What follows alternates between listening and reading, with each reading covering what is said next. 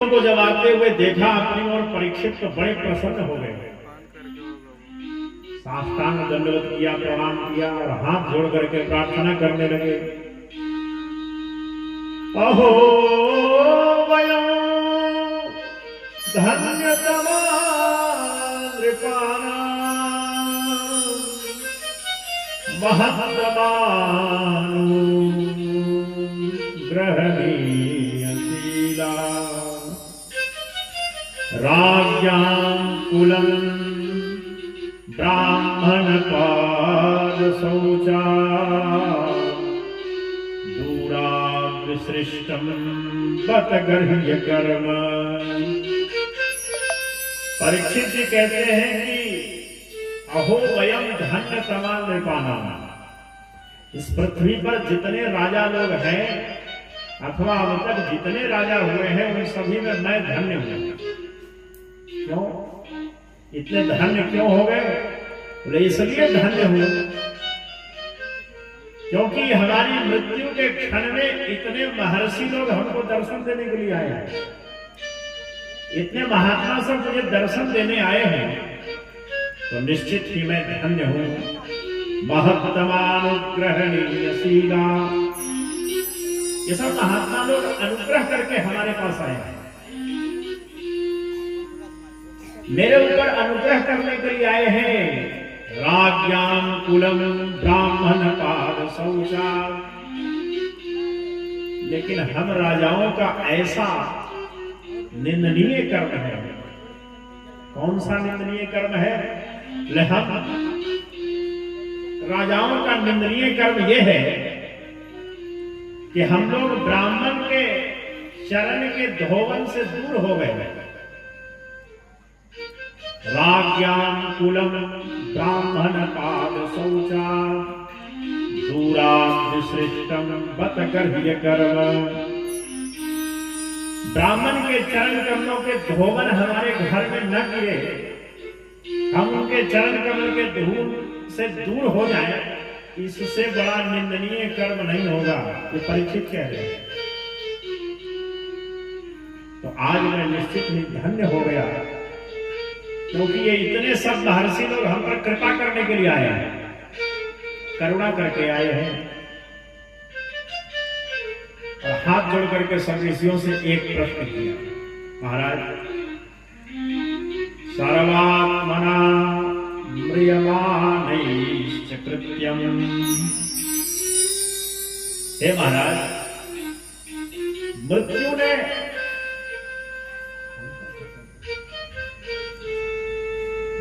ने हमको घेर रखा है चारों ओर से, और वास्तविकता भी यही है, हम सब मृत्यु से प्रत्येक क्षण घिरे हुए हैं। कोई ऐसा समय नहीं है जिस समय मृत्यु हमारे साथ न हो।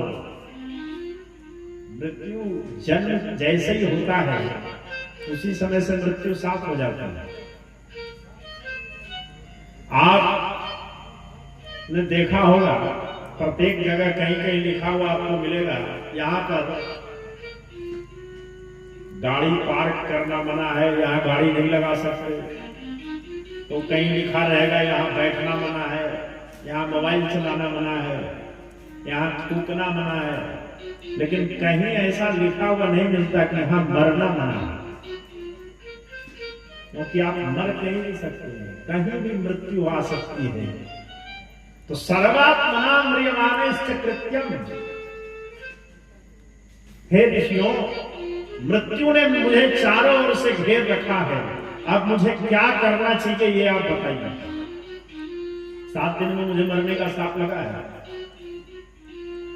आप हमें कोई उपाय बताइए। और जब तक तक्षक आकर के हमें काट न ले तब तक भगवान की कथा सुनाइए। तममोपयातुं प्रत्ययन्तु विप्रा गंगा च देवी धृतचित्तमीसे द्विजोपसृष्ट कुहकः तक्षको वा दशत्फलं गायक विष्णुगाथा। मैंने अपने मन को सब जगह से छुड़ा करके और भगवान में लगा दिया। तो किसी ने पूछा कि हम कैसे समझे, तो कहते बहुत लोग हैं कि हम अपने मन को भगवान में लगा चुके हैं, हम कैसे विश्वास करें कि तुम्हारा मन भगवान में लग गया है। तो परीक्षित कहते हैं कि मेरे सामने गंगा जी बह रही हैं, मैं ये सब थे कि परीक्षित जी कह रहे हैं कि देख, ऋषियों ने कहा कि हम कैसे माने कि हाँ सच में आपका मन भगवान में लग गया है, संसार से आपने मन को हटा लिया है और मन भगवान में लगा चुके हैं, ये हम कैसे विश्वास करेंगे। तो परीक्षित कहते हैं कि हमारे सामने गंगा जी बह रही हैं, मैं उन गंगा जी की कसम खाकर कहता हूं, सौगंध ले रहा हूं कि मेरा मन सब जगह से हटकर भगवान में लग गया है। गंगा चलेली धृत चित्तमिसे, मैं गंगा जी की सौगंध खाकर कहता हूं कि मैंने अपने मन को भगवान में लगा दिया है। अब जब तक तक्षक आकर के मुझे काट नहीं लेता, दशत वलम कुहका तक्षकोवा। अच्छा एक चीज और, यहाँ ये नहीं कहते कि तक्षक के द्वारा हमारी मृत्यु हो जाएगी। तक्षक कौन है? दशत वलम कुहका। ये तक्षक कोई और नहीं है, मेरे द्वारा जो किए गए पाप कर्म हैं, वो पाप कर्म ही तक्षक के रूप में आकर के मुझे दशत वलम जस ले। और जब तक ये हमारा पाप कर्म तक्षक के रूप में आकर के दसे, उससे पहले गायत विष्णु गाथा, आप हमें भगवान की कथा सुनाइए। और वास्तविकता यही है, हमें लगता है कि अमुक कारण से हमारी मृत्यु हो गई, लेकिन कोई किसी को मारता नहीं है, व्यक्ति का प्रारब्ध ही उसे समाप्त करता है।